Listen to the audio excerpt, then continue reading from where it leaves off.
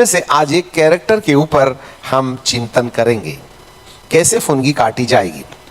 अब जरा देखिएगा, परमेश्वर ने मूसा को अपनी सेवा के लिए बुलाया। 40 साल वह पैलेस में राजकुमार की तरह रहा, जिससे कि वह अच्छा एडमिनिस्ट्रेटर हो गया। फिर 40 साल भेड़ बकरियों के पीछे रहते हुए उसने अपने आप को तोड़ना सीखा। हमारी बात को गौर से सुनिएगा।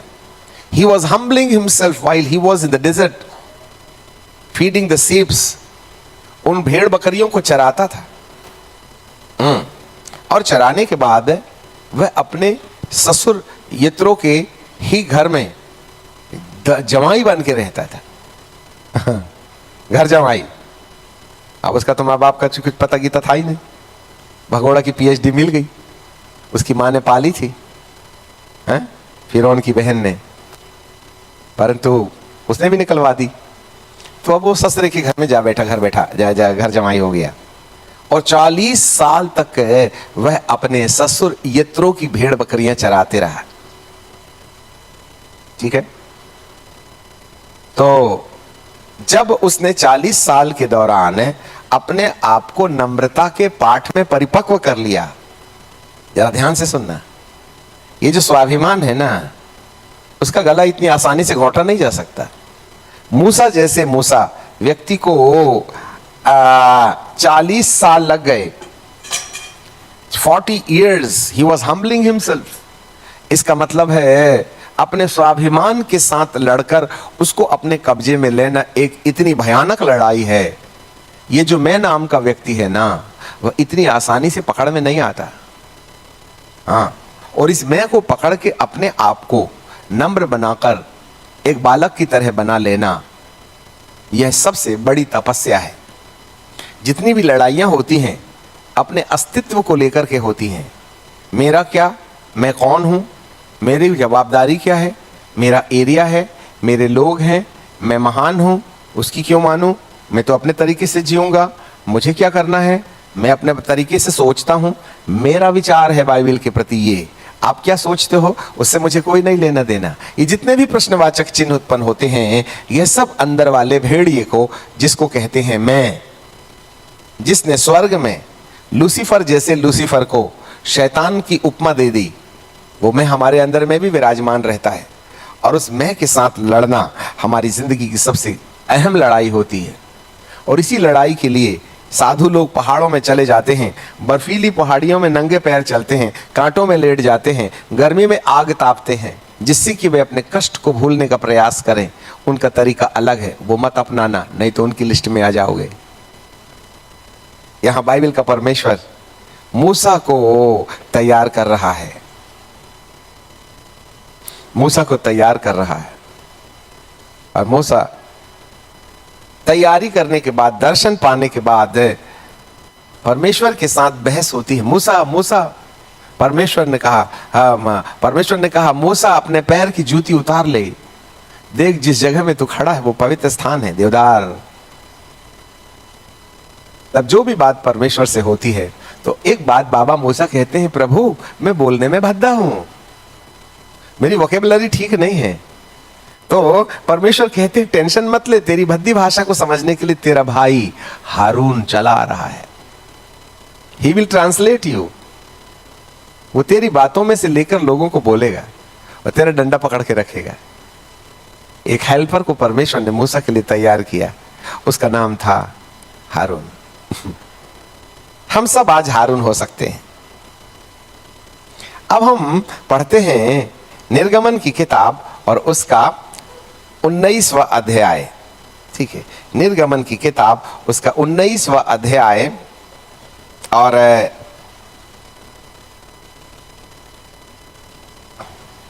19वें अध्याय में परमेश्वर ने इस तरीके से परमेश्वर की उपस्थिति में ले आने के लिए कहा।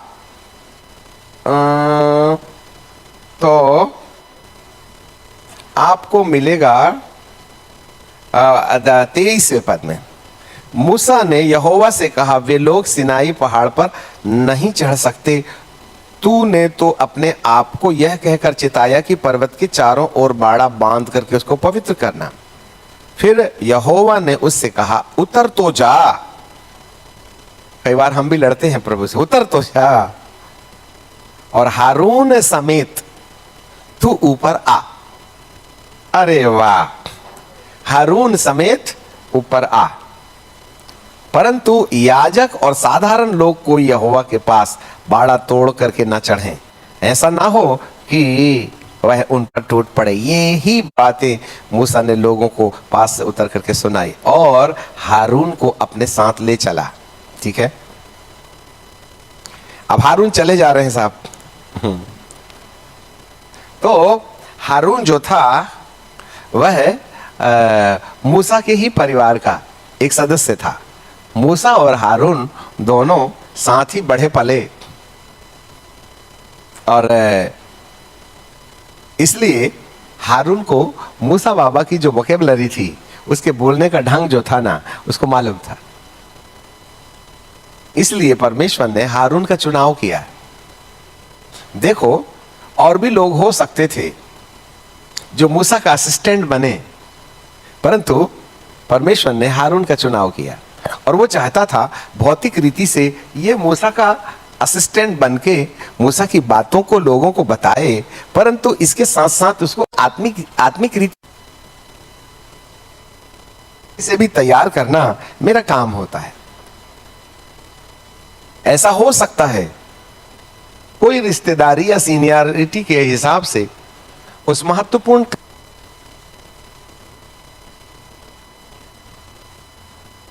ऐसे समय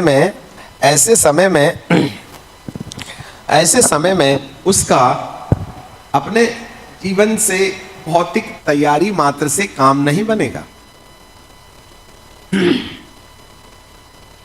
इसलिए परमेश्वर ने, थोड़ा वॉल्यूम कम, इसलिए परमेश्वर ने मूसा को अपने साथ हारून को भी लाने के लिए बोला। वैसे हारून का अपना कोई काम नहीं था। मूसा ने हारून को बोला, तुम ये वाली पहाड़ी में रह लो, मैं थोड़ा आगे जाता हूं। जब परमेश्वर मूसा से बात कर रहे थे ना, तो उस समय हारून नहीं था साथ में, वो एक दूसरे वाले पहाड़ में या उससे कुछ दूरी में था। बात जो है वह हारून के साथ नहीं होना है, बात जो है मूसा के साथ होना है। पर परमेश्वर मूसा के साथ हारून को उस पहाड़ में बुला इसलिए रहे हैं जिससे कि वे भौतिक बुलाहट को आत्मिक बुलाहट में रूपांतरित करने के लिए जब वो मेरे साये में रहेंगे तो उसे मूसा के साथ चलने में आराम महसूस हो। जरा ध्यान दे लेना, क्योंकि जो बातें परमेश्वर मूसा में प्रकट कर रहे हैं यह आत्मिक दशा है मूसा की। 80 साल की ट्रेनिंग लिया है उसने, और हारून अभी कल परसों आया है बीवी बाल बच्चों को छोड़ के मूसा के पास। यहां 50-40 साल तक मूसा परमेश्वर के डिवाइन ऑपरेशन में थे। तो उस व्यक्ति के साथ खड़े होने के लिए भी आत्मिक योग्यता की जरूरत है। इसलिए हारून का काम नहीं था, फिर भी उसे पहाड़ पर बुलाया गया। शायद जब परमेश्वर मूसा से बात कर रहा था तो हारून को आवाज जरूर आ रही थी, पर वो क्या बोल रहा था परमेश्वर मूसा को वो कुछ समझ में नहीं आ रहा था। तो परमेश्वर चाहते थे कि मूसा के साथ हारून भी पहाड़ में रहकर उपवास में मेरे साथ समय गुजारे और आत्मिकता का प्रमोशन प्राप्त करे।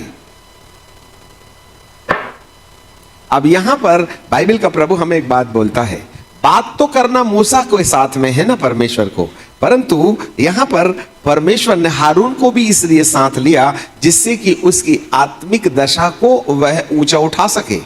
क्योंकि मूसा के साथ खड़े रहना हर किसी के अधिकार क्षेत्र की बात नहीं है।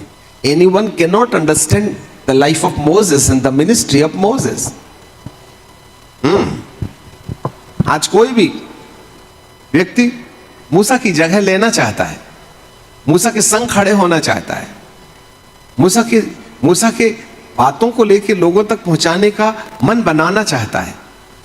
परंतु एक बात हमें याद रखना चाहिए, कि परमेश्वर के हिसाब से जब कभी परमेश्वर किसी व्यक्ति का चुनाव अपनी बातों को लोगों तक पहुंचाने के लिए करता है तो उस व्यक्ति के साथ खड़े होने वाले या अनुवादित करने वाले व्यक्ति को भी कहीं ना कहीं आत्मिक ऊंचाई तय करनी चाहिए।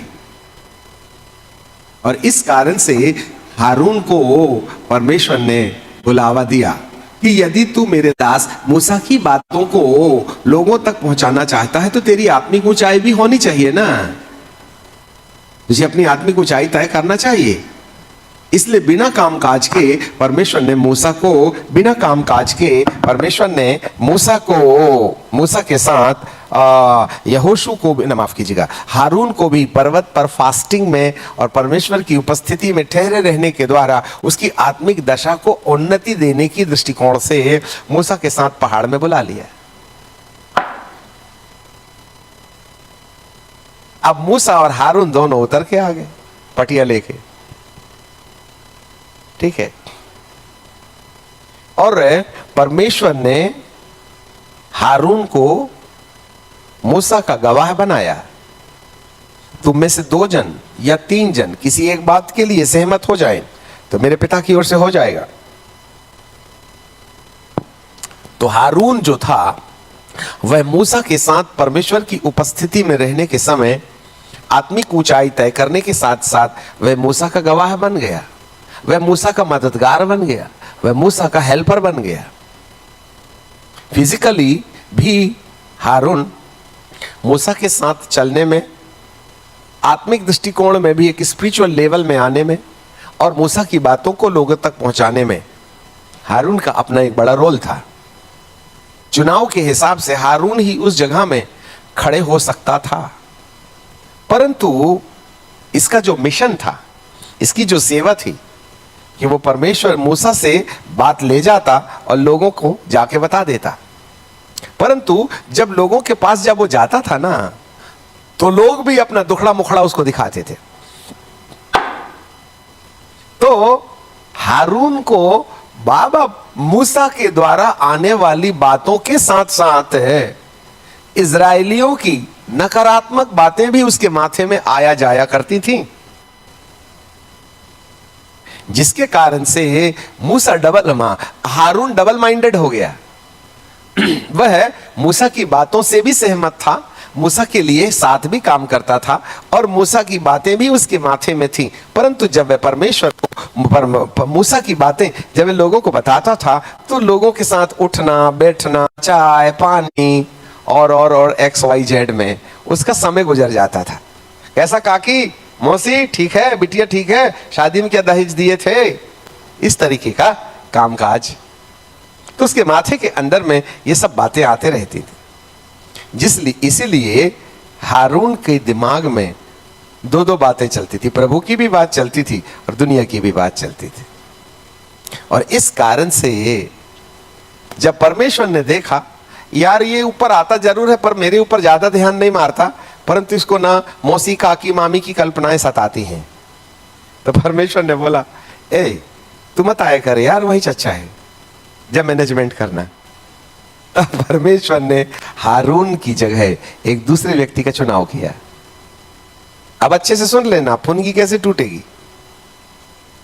ये वृक्ष वहीं रहेगा, प्रमोशन वाला प्रमोशन पाएगा। यदि आपने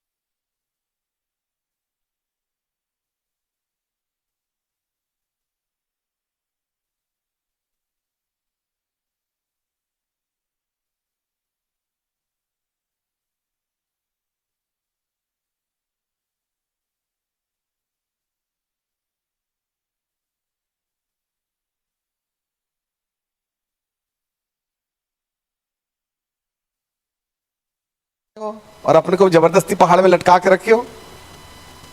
ऐसे डबल माइंडेड जो लोग होते हैं वे मूसा के संग खड़े होने में दिक्कत अनुभव करने लगते हैं। शायद दूसरे बार बोला होगा मूसा ने, चल रे बाबा, तुम हारून बोला होगा, ऐसा लिखा तो नहीं, मैं मन से बोल रहा हूँ, नहीं जाते दादू, उधर तुम तो बैठे रहते हो पर मेरा दिमाग खराब हो जाता, बड़ा बेचैनी, 40 दिन बड़े मुश्किल से काटा मैंने, वहां पर घर की याद आ रही थी, शादी नहीं लगाया मैंने, है? इसलिए एक काम कर, तू अकेले ही चले जा, मैं नहीं जाता तेरे संग। क्योंकि उसके दिल दीदे जो थे ना संसार में लग गए थे। आंखों की अभिलाषा, शरीर की अभिलाषा, जीविका का घमंड, इन तीनों का अंत हो जाएगा। और जो लोग आंखों की अभिलाषा, शरीर की अभिलाषा और जीविका के घमंड में लगे हुए हैं वो फुनगी नहीं हो सकते। प्रभु उनको नहीं काटेगा, वो जट्ठर हो गए हैं। कितने लोग हैं जिनको आंख जो पसंद करती है वही देखते हैं, कितने हैं जो कान पसंद करते हैं वही सुनते हैं, कितने हैं जो अपने मन को प्रसन्न करने के लिए बेफालतू की बातें और कामकाज करते रहते हैं। याद रखिएगा। तो यहां पर हारून ने अपना अधिकार खो दिया। तब परमेश्वर पिता ने उसके लिए एक दूसरा बंदोबस्त किया और वो बंदोबस्त मूसा के बाद 24वां अध्याय में आ जाएंगे, ठीक है। नीति निर्गमन की किताब उसका 24वां अध्याय और उसका 13 पद से पढ़ते हैं आपके लिए। 12 से पढ़ लेते हैं। तब यहोवा ने मूसा से कहा, पहाड़ पर मेरे पास चढ़ और वहां रह, और मैं तुझे पत्थर की पटिया और अपनी लिखी हुई व्यवस्था और आज्ञा दूं कि तू उनको सिखा। तब मूसा यहोशू नाम अपने टहलुए समेत परमेश्वर के पर्वत पर चढ़ गया। अब यहां हारून गायब हो गया। टहलुआ बोलिए, टहलुआ, टहलुआ बोले तो सेवक। यहोशू जरा गरम गरम चाय ला रे बाबा, गला सूख रहा है मेरा। जा ये कपड़े धो ले, थोड़ा पैर दाब दे बेटा, ये मलहम बिक्स बाम लगा दे रे। ऐसा वाला काम करने वाला, चाय बनाने वाला, साथ में रहने वाला व्यक्ति, ठीक है। तब परमेश्वर, क्योंकि यहोशू तो, क्योंकि हारून तो जो गया नीचे पहाड़ में तो हफ्ता भर आए नहीं। तो मूसा बोला, यार मेरे को दुआ करने जाना, मेरे पास कोई नहीं, चल अपन कोई दूसरा चेला चुनेंगे। तो मूसा बाबा ने अपनी सेवा टहल को मद्देनजर रखते हुए उसने एक दूसरे जवान को चुन लिया। अब देखना फुनगी कैसे टूटेगी। फुनगी टूटने वाली है। और उसने कहा, यहोशू तू यहां वहां मेरे साथ रहता है, चल चल दुआ करके आए। हाँ चलो दादू चलते हैं, बोले। चढ़ गए ऊपर। अब यहां पर यहोशू की तो गर्लफ्रेंड थी नहीं और उसका संसार के साथ तो ज्यादा रिश्ता वगैरह था नहीं। तो यहां रहते हैं दादू, तुम्हारे साथ वही रहेंगे, बोल के चल पड़ा वो।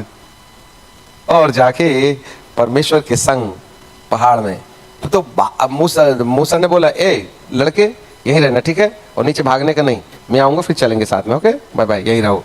अब बेचारा यहोशू करता क्या होगा, मोबाइल तो ले नहीं गया कि पिक्चर देख ले 1-2 घंटा। न उसका फ्रेंड था और न किताब कापी थी कि वहीं लिख के अपन स्टडी करते रहेंगे।